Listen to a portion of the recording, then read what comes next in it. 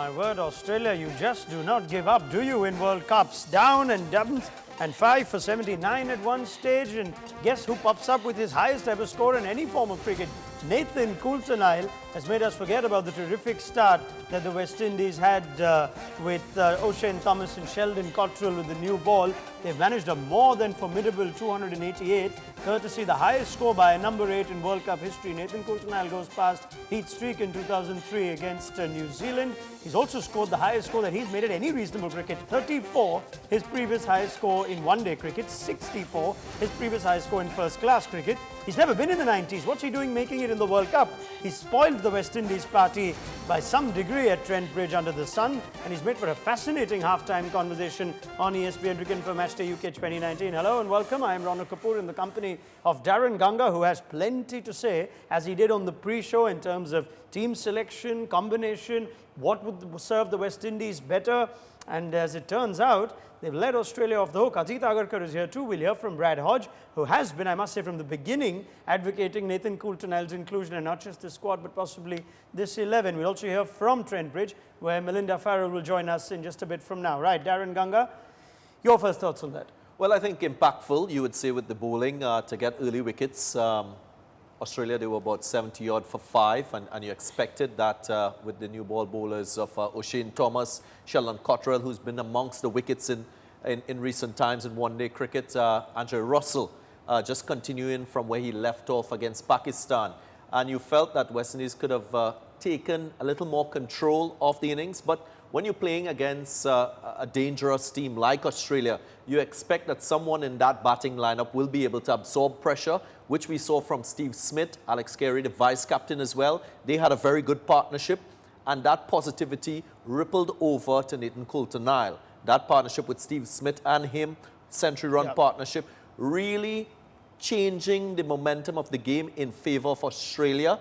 And the West Indies, the loss of Andre Russell, really sort of giving them no chance but to resort to the likes of Carlos Brathwaite, who I felt could have been a little bit better in the end there in terms of his lines, his lengths. Or should he be bowling at the end? Jason Holder has bowled 7 overs. He's still got 3 up his sleeve. Sheldon Cottrell, who perhaps would have bowled the last over, but why is Carlos Brathwaite bowling? And maybe a little bit of an error on the part of Jason Holder in terms of how he calculated his bowlers. Maybe the surprise of Andre Russell having to leave the field would have distorted his plans set initially, but you would expect that Cottrell will bowl his full complement of overs. The other thing that I recognize, it was, I think, about the 10th over when Carlos Brathwaite was introduced into the bowling attack ahead of Jason Holder. You'd expect that in terms of the pecking order, and if you're looking to continue the wicket-taking ability of the West Indies, you'll go with Jason Holder before Brathwaite. That didn't happen. Brathwaite was given the opportunity before Jason, and they just allowed Australia and Steve Smith to kind of start getting back in the game. That word allowed Australia back is crucial here, Ajit, because until the 19th over, Steve Smith has faced 1 ball from O'Shane Thomas. You'd think at 4 for 38 that they'd want to try and get the Steve Smith wicket, and you're talking about a different game at that point. But is that a fair assumption that West Indies, as well as they bowled with the new ball, have allowed Australia back into this, as well as Coulter-Nile and Smith played? Yeah, a little bit. I think the bowling changes. You don't want to wait till the last 10 overs to try and keep your main bowlers in. I think both O'Shane Thomas and Andre Russell don't seem to bowl more than 3 overs at a time. I'm not sure. I mean, Andre Russell, as soon as he did, I think he's walked off the field after bowling a 5-over spell. I can't understand it when you're playing a 50-over World Cup when your quota's 10 overs. And that can at times, look, Smith, I mean, he's shown why he's world class. Steve Smith and Carey batted really well with him, and Coulter-Nile's probably played, if Australia do end up winning this, the innings of the World Cup so far. So those things apart, I think West Indies could have done things. I mean, I don't understand why Holder doesn't bowl his quota when he's 28 of 7 overs and doesn't. I understand Russell's gone off the field and it maybe hampered his plans. All the more reason that he needs to maybe take the responsibility to bowl that. He's certainly a better bowler than Brathwaite.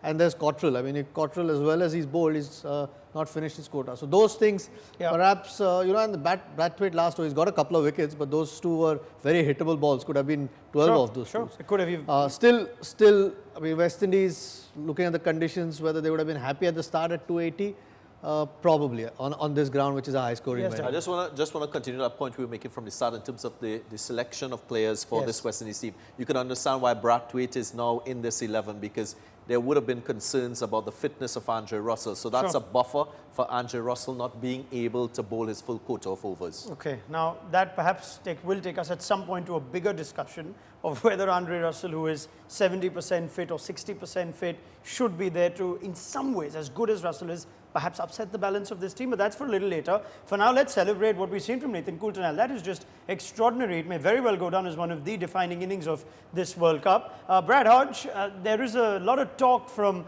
the Australian camp about the huge improvement in Nathan Coulter-Nile's batting. Justin Langer has said it, others in the Australian camp have said it. I don't know where you stand on whether bowlers should be picked on improved batting ability, but no one can doubt this has been a game-changing innings from Coulter-Nile. Huge performance and stuff that teams have made.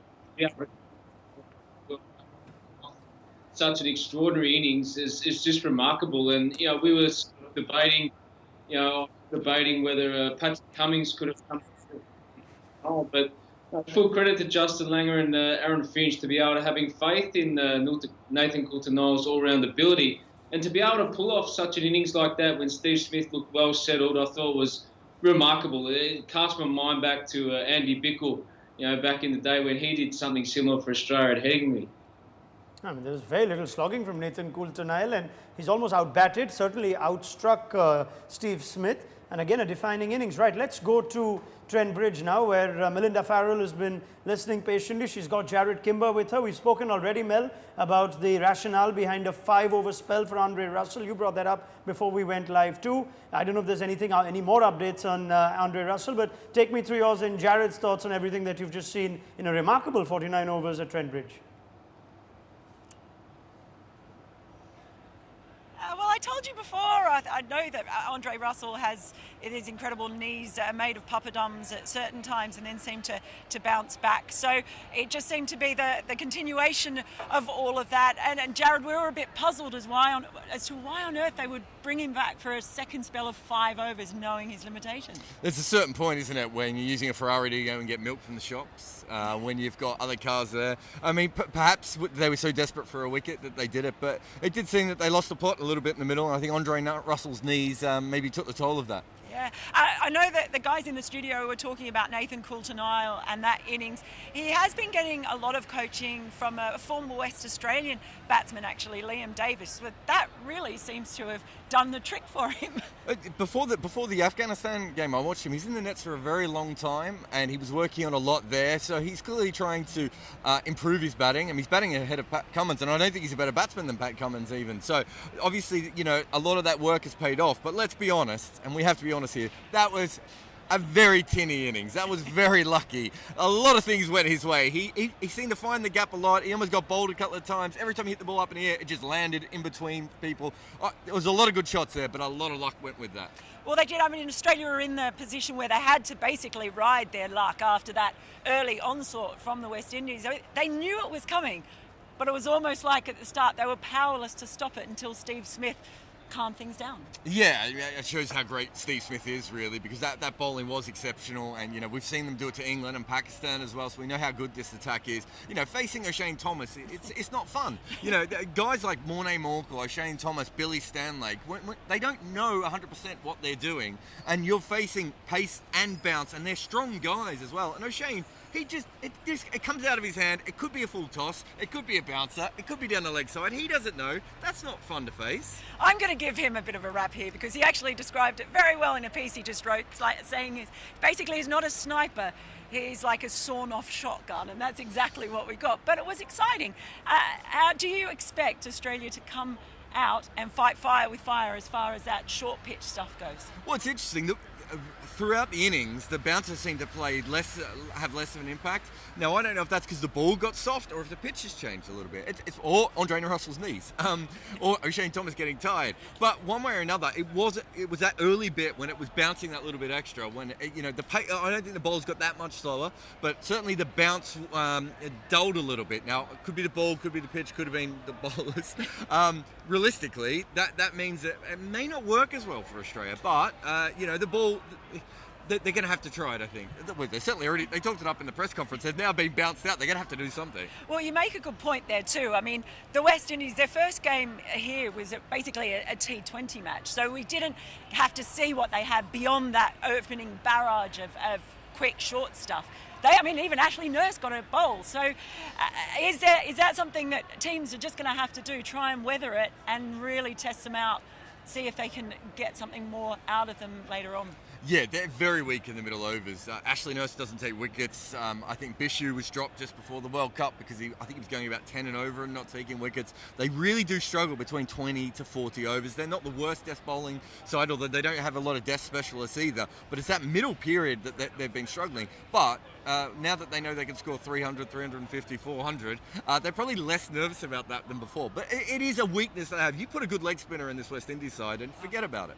Yeah. If you get Narayan at his best in here, boy, oh boy, that'd be something. But it is a thrilling contest that's been set up. Let's see just what Australia serve up in the second innings. Mel Farrell, thank you very much to you, and thank you to Jared Kimber joining us from Trent Bridge. Jared's been, I think, rather unkind to Nathan Coulter-Nile, who I think has batted brilliantly. And I don't know how much fast bowlers know what they're doing and what they're not. Ajit Agarkar might take a slight objection to that point. Some fast bowlers don't know what they're doing. I don't think Jared wants to bump into O'Shane Thomas at this point. I think he's been exceptional. I think of that attack, I think mentioned before, I think he's the one guy who should be playing throughout this World Cup for them. I think he's a wicket taker. You can see the different lengths that he's able to bowl, and still quite inexperienced, if you like. It's obviously very awkward to face what he's dishing out at the moment. And no, I think he knows exactly what he's doing. Even against Pakistan, we saw he got a lot of his wickets with the full ball. And he's got good control as well. I mean, I know there are a few runs scored off him. Sure. But you don't mind your attacking bowlers going for a few runs as long as they're picking you wickets. I mean, arguably, you could say that he contributed to the wicket of Usman Khawaja, the way the short stuff was hitting him, that eventually saw Khawaja back away and nick one of Andre Russell. And he's still young, O'Shane Thomas. The fact that he is very early in his international career, he's already outranking Shannon Gabriel and Kemar Roach. That tells you a little something. Those wides and no balls will go with time, you'd assume. But again, the point Jared makes is the point I'd like you to elaborate on, Darren. The middle overs where they are susceptible or vulnerable. What can they do? And we made a little conversation of maybe splitting Cottrell, Thomas and Russell to ensure that that flatness doesn't come. Yeah, just to continue that point with O'Shane, I mean, he's only played 8 first-class matches and about 10 one-day internationals. So you've got to give him credit. I mean, his skill set, very good for a player with that type of experience. And he can swing the ball at will. And his aggression, his control aggression, if you look at the 4 wickets he took in that first game against Pakistan, it was mostly foolish deliveries, so he wasn't carried away with the short stuff. Having said that, I think from a Jason Holder's perspective, to kind of treat with the lack of penetration in the middle overs, he can probably punctuate his quota of 50 overs with the likes of Andre Russell, O'Shane Thomas and Sheldon Cottrell, who's been exceptional with the new ball. So short spells, that's his approach, and that's what we've seen from Jason Holder with these 3 impact bowlers. Maybe he needs to spread them through the middle overs as well, because at one point in time, Jason Holder was bowling in tandem with Carlos Brathwaite, which I think is something that he will not want, where you'd allow a team those middle overs to try to take wickets. And I think if you take wickets, you control the game. Ashley Nurse, unfortunately, not getting a chance to bowl extensively, and that's because of the conditions. Event that he's bowling second and there's a little bit of turn, you need that spin option in your team. You had Brathwaite and Holder bowling in tandem essentially from overs 11 to 18, which is the time that Steve Smith was looking to just settle in. It's time for a short break on ESPN Cricinfo Matchday UK 2019. We will continue this conversation with Darren, Ajit and Brad on the other side, so please do stay with us. It's a fascinating halftime show with Australia getting 288.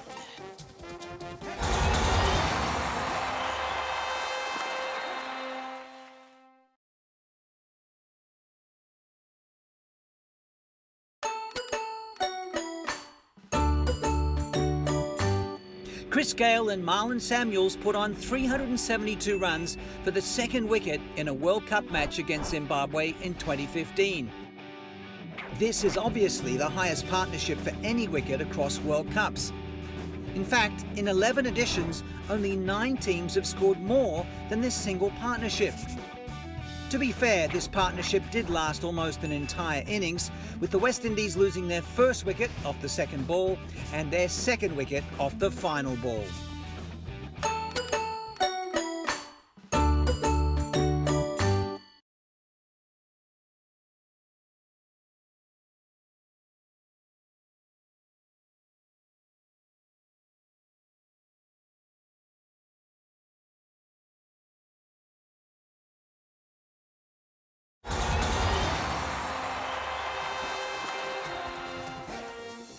Hello and welcome back to ESPN Cricinfo Matchday UK 2019 half-time. Which team would be the happier? Would the West Indies be reflecting on opportunities missed on allowing Australia back?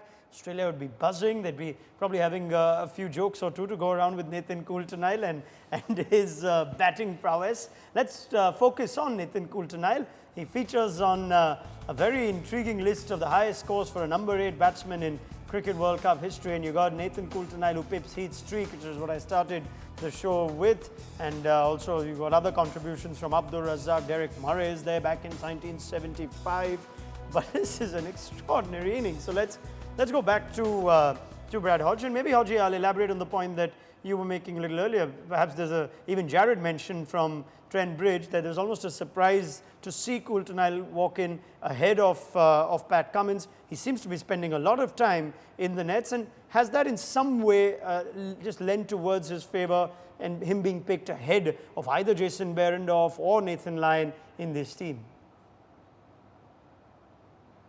Look, there's no better way to impress your coach than to have a good net and to put some good performances on during games. So, look, he's obviously put a number of hours into his batting. He's always been a good natural striker of the ball. Seen him in Big Bash and a few other times being promoted to a pinch hitter up at number 3 and done it particularly well. But he is vulnerable early. He's such a nervous guy, so when he gets out, he's particularly nervous when he first starts his innings. But we've seen the strike power that he's got. But, I mean, when you bat at the tail, you're going to have a little bit of fortune, as Jared pointed out. But in particular, I like the way that he took the short ball on as well. Played really good cross-bat shots, but, good hitting down the ground. So he's obviously done some work and it's paid off. It's an amazing story. I don't know how many number 8s. You would have spent enough time batting number 8, 9, there and thereabouts, but you decided at age 31, been around for a little while, Nathan Coulter-Nile, that I want to now focus on my batting, get better, and try and boost my chances to make it. I think Australia would still want him to bowl well. I think he's one of their frontline seamers, but look, and particularly in the company of a batsman at that point, to be the aggressor and do it really well takes some talent. So, like Hodgie is saying, whatever work he's been putting on is at the moment paying off. I was very surprised that he came ahead of Pat Cummins with the way Cummins has been batting at the moment, but he's given Australia a real chance in this game. From looking like they would have had to defend about 180, 190, maybe 200, 280 odd is a big total for West Indies to chase. That he's overshadowed Stephen Smith's effort tells you enough of what Nathan Coulter-Nile has done. But for that sensational catch of Sheldon Cottrell, we would have probably been talking about Stephen Smith more. The control percentage, Darren, is something that I'm always intrigued by, because it always looks difficult when the bowling's on top, the ball's doing something, you're hitting the helmets of the other batsmen, you're hitting Steve Smith himself on the gloves and whatnot. An 86% control percentage, sort of gritty innings that few batsmen can play these days. Yeah, and you don't often see that from Steve Smith. You see the fluency in his stroke play. He is easy on the eyes. This time around, he recognized the crisis that Australia was in with the bat, and what he did is he absorbed pressure, which is something we've been talking about for some of the other teams with more volatile batting. Seeing a senior player in that batting lineup, recognizing that there's a situation that needs to be addressed, and that is what he did. He absorbed pressure, he developed partnerships with partners on the other end, and then he started to go into stride, picked his boundaries, and that is something that I think Australia is good. Sorry, we're running out of time. We have to go back to viewers in the Caribbean to live action. We'll be back at the end of this game with more on ESPN Cricinfo Matchday.